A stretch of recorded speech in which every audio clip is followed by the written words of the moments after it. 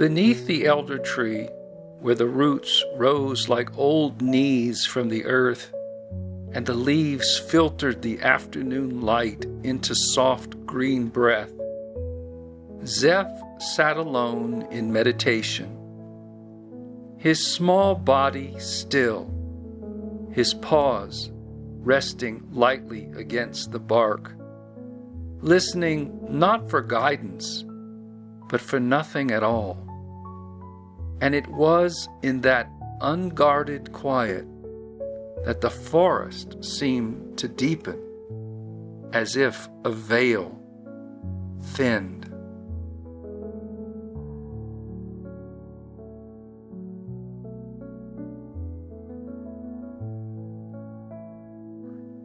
At first there was only warmth, then an image, towering redwoods near the ocean, their crowns swaying, the air thick with resin and salt, and among them a young squirrel kit cradled in a high nest, safe and loved. But one day the smoke rolled in and the sky turned copper, and behind that came fire racing through the undergrowth, climbing, consuming, leaving silence where life had been. The vision did not rush.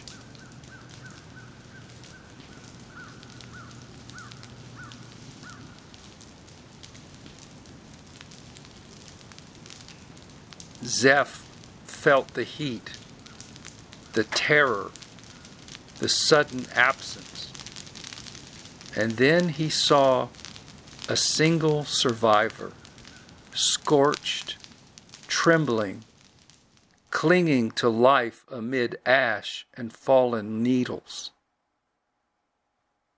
Footsteps entered the ruin.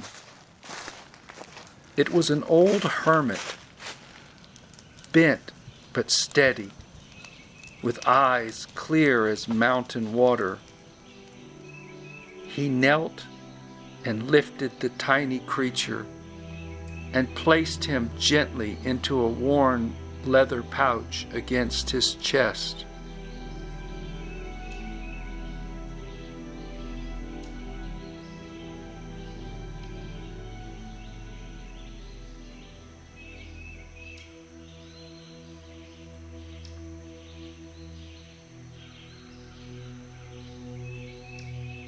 Zeff watched seasons pass in a single breath as the hermit fed the abandoned and orphaned squirrel by hand. He kept him warm through cold nights and spoke to him not in words but in attention, teaching through presence, shared long-held knowing of humanity's forgetting, of the fracture between mind and earth, of the way silence heals what effort cannot. The squirrel grew, bright-eyed and attentive, and the hermit named him Vasant. And when the hermit's time came, it was not death that Zeff witnessed, but transition, a soft thinning into light, into the realm of immortals, and with it a gift placed into Vasant's being. It was a gift of long life, deep listening, and the quiet task of watching the world without turning away. The vision moved again. Zeff beheld Vasant wandering through forests and villages. He spent many years observing animals and humans alike, carrying wisdom without preaching, until one day he happened upon a mountain. It appeared, and it seemed to hold the sky still, and a cave opened to him as if it had been waiting.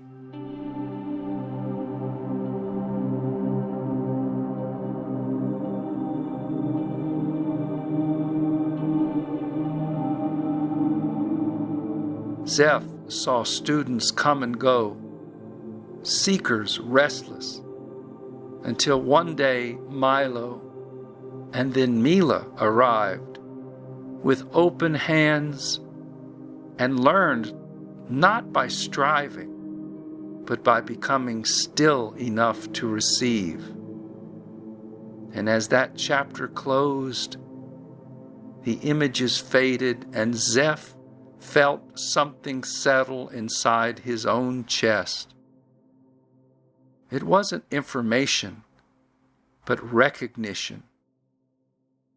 The unmistakable sense that this story was not being told to him, but entrusted to him, and that the lineage had quietly leaned forward and chosen its next listener.